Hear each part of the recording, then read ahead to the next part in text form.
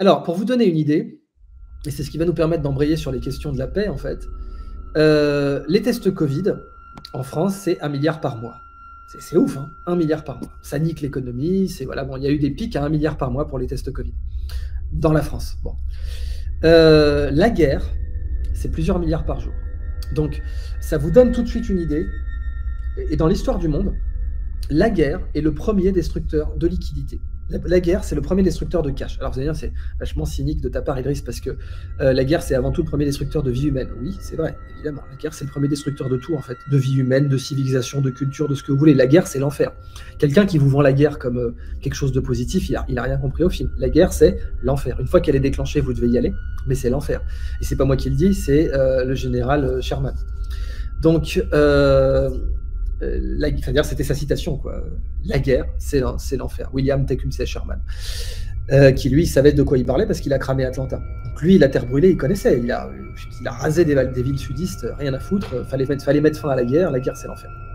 Donc, mais au-delà de cet aspect-là, qui est évidemment le plus grave pour l'économie d'un pays, les tests Covid, 1 milliard par mois, la guerre, plusieurs milliards par jour.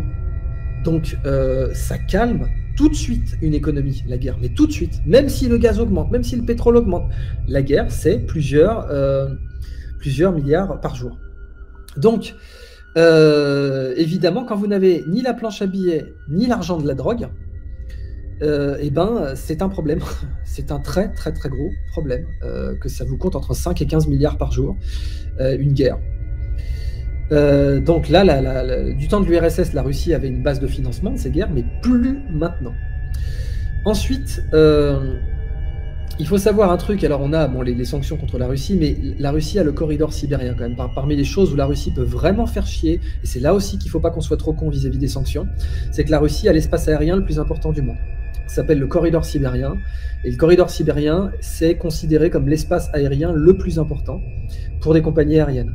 Et là maintenant, pour vous donner une idée, pour faire un Londres-Tokyo, si les Russes nous cassent les couilles, avant un Londres-Tokyo, c'était 11 heures. Maintenant, ça sera 17 heures. Il faudra passer par Anchorage en Alaska. Pour faire un Londres-Delhi, avant c'était 9 heures. Maintenant, ça sera 10 heures. Donc bon, là, c'est qu'une heure en plus, mais n'empêche, 1 heure en carburant, tout ça. Mais bon, pour le long de Tokyo, là, vous avez 6 heures de plus dans la gueule. Donc, puis c'est bon, si carrément c'est interdit de partout, quoi, vous allez avoir des problèmes économiques un peu dans tous les sens. Donc, maintenant, dézoomons. Quelqu'un m'a demandé sur Twitter, on aimerait que tu fasses une analyse un peu plus satellite view sur les conséquences financières et les sanctions, l'objectif sino-russe, etc. Donc, quand cette personne sur Twitter me demandait quid du risque du défaut de système financier envers la Russie, il va falloir que la Fed, voilà combien la Fed va devoir imprimer de trillions pour sortir. Et voilà, clairement, c'est ça, quoi, l'idée. Quelles sont les conséquences sur le monde? Alors, il faut savoir qu'on est vraiment en train d'assister à un tournant mondial. C'est historique ce qui se passe, hein, c'est historique. Ça peut partir en couille. D'abord, comprenons que la situation actuelle encourage le monde entier à s'armer nucléairement et c'est très grave. Très grave.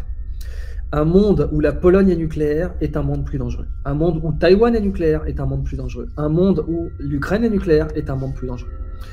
Or, aujourd'hui, ce qu'avait parfaitement compris Brzezinski, c'est que le monde est stable. Enfin, stable, non, il n'est pas stable, mais il est nettement plus stable que du temps des guerres mondiales, précisément parce que l'armée américaine peut botter le cul à n'importe qui.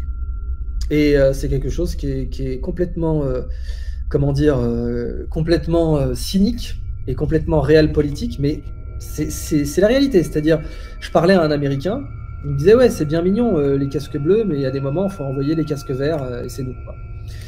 Et malheureusement, il a raison, c'est-à-dire que les Américains avaient le privilège exorbitant d'être le gendarme du monde gratuitement. Donc, privilège exorbitant, c'est l'expression du général de Gaulle parce qu'ils pouvaient imprimer autant de billets verts qu'ils voulaient.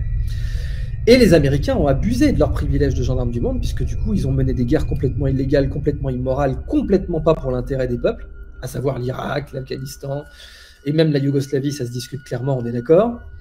Et la Libye, j'oubliais.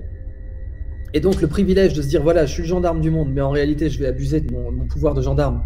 Je ne vais pas l'utiliser uniquement pour les intérêts du monde, mais aussi pour mes propres intérêts.